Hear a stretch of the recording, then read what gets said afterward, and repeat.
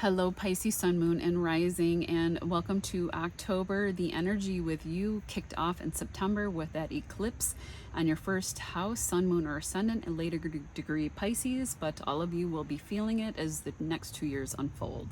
I'll link your eclipse story in the description box down below. All right, let's get started. This new moon is on steroids, conjuncting it's a solar eclipse, new moon solar eclipse, 10 degrees, a Saturn degree, which will conjunct Mercury and the South Node and Lilith and a fixed star called Matrix, and it's in the Virgo constellation. It's known as the grape gatherer or widowmaker for women. For men, it can be a star of mischief tied to disgrace. But of course, ancient predictions were quite extreme in their explanations. It doesn't have to be this extreme, and I'll explain how in just a moment.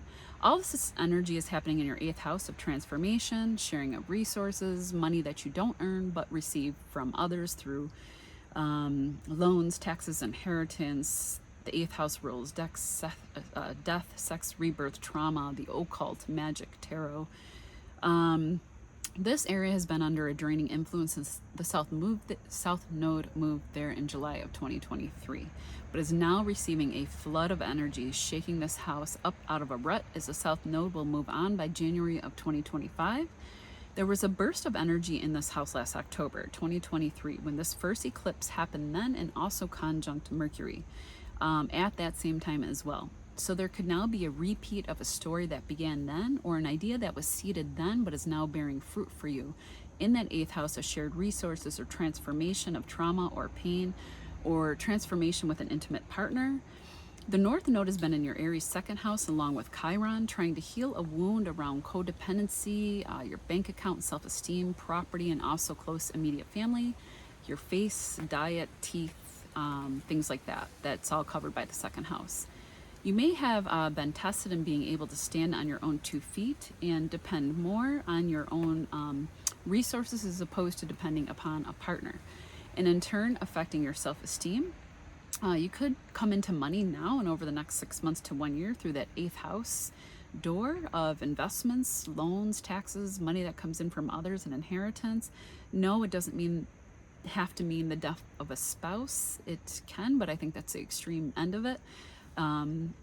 With Matrix, it just could be you, especially with Lilith here involved, becoming more independent and empowered. You wanting to break free a little bit more by something that you're doing or something that you will do alone through your own efforts that you're working on to generate income, making you more self-sufficient in that 2nd house self-worth area. Venus is the depositor of this eclipse and is currently in your 9th house of travel, publishing, higher education, religion, philosophy, belief systems, doctors, lawyers, contracts fall here. Many other topics. Venus also rules your 3rd Taurus house. You could absolutely make money via communication, written or verbal projects, podcasting, book writing, and you can get published over the next 6 months to 1 year. Finding an agent or a foreign publishing company, and it doesn't have to be really far. I think when we think foreign shores, we think super far away. It could be you live in New York and your agent's in Canada, just to give me, or Toronto, something like that.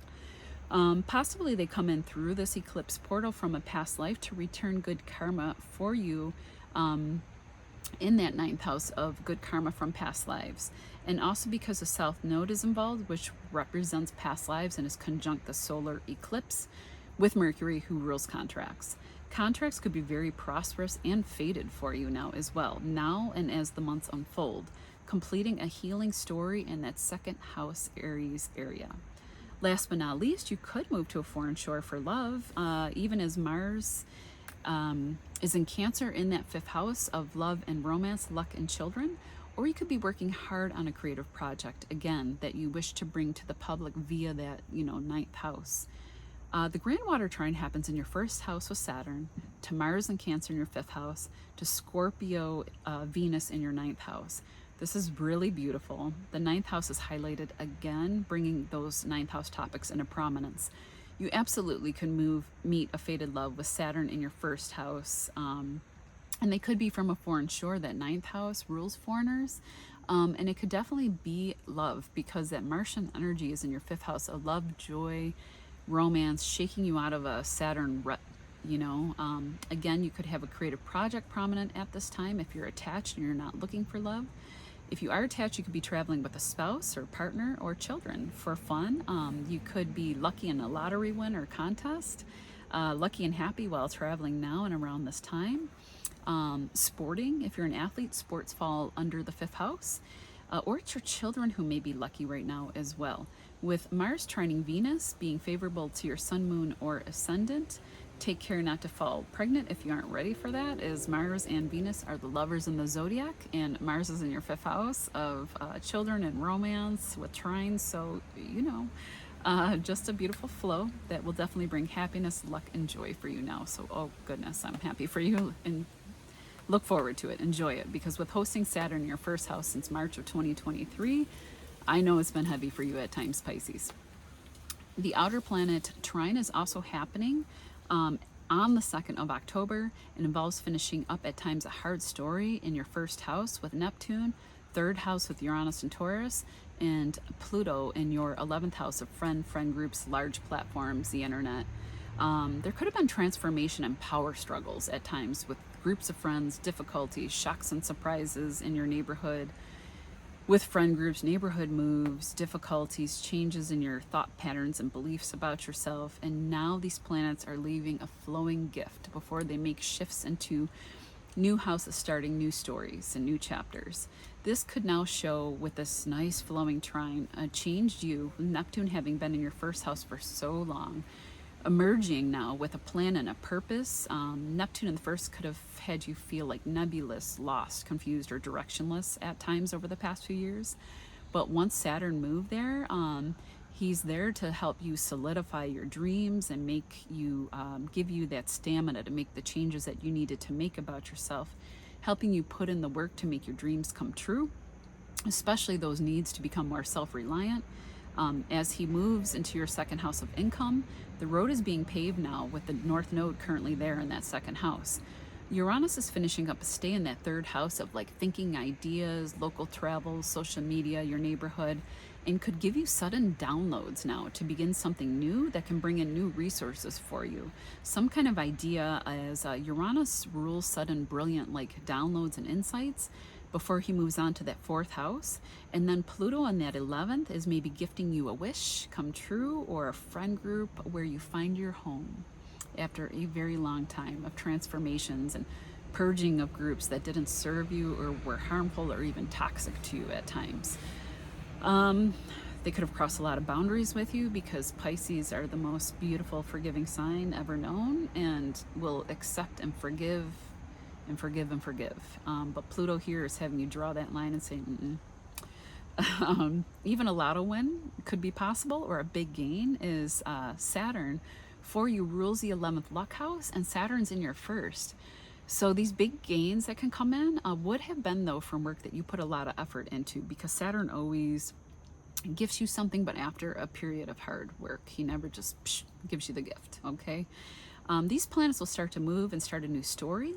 And that second house of your bank account, land, property, diet, face, mouth, throat, and esteem, changing that story. Your 4th house of home, property, land, and family stories, and your 12th house of distant shores, rest, seclusion, healing. In the coming years, we can see a new Pisces emerge, possibly moving land or purchasing property on foreign shores, starting a home-based business with foreign clientele, and improving a self-esteem and self-worth story. The full moon in Aries happens on October 17th at 24 degrees, conjunct Chiron and sextile by Jupiter over there in Gemini in your 4th house, affecting you if you have planets in the sign of Aries or Libra from 20 to 28 degrees, or if you're Pisces, sun, moon, or rising in that degree realm. There's a culmination in that 2nd house story, and it can be very healing around what you eat, your diet, what you put in your mouth, getting rid of gluten or alcohol. I had mentioned alcohol before with Vendimeatrix being highlighted on the same day with that solar eclipse. Any kind of like addictions in that 8th house, you know, your face and your teeth. Maybe you had dental work or a cosmetic procedure done, and you're seeing the results now, and it improves a self-esteem story for you now. You could assert your power and independence now, and as the months unfold, with the full story complete by that new moon solar eclipse in Aries, March 29th, 2025. The issues of sharing are also highlighted at this time. This is a me-we axis of what's yours and what's mine are in high definition. And it's time to take care of your needs now for sure, but without eclipsing the needs of others. So finding that balance, that middle ground, especially because the outer planets will make hard aspects to this moon. But with Jupiter from the 4th house sextiling over to this aspect, there could be healing or putting things in perspective within the family or close immediate relationships that also involve the home somehow. Ultimately, I think it's protected this full moon. And yeah, Pisces, I'm excited for you. You're going to be in prominent view over the next 2 years. I'm excited for you and to see what this brings for Pisces. I have many lovely Pisces in my life. Love, love, love you guys. All right, take care. Happy Halloween, happy Samhain, happy All Souls Night, All Souls Day, and El Dia de los Muertos. Adios. We'll see you in November.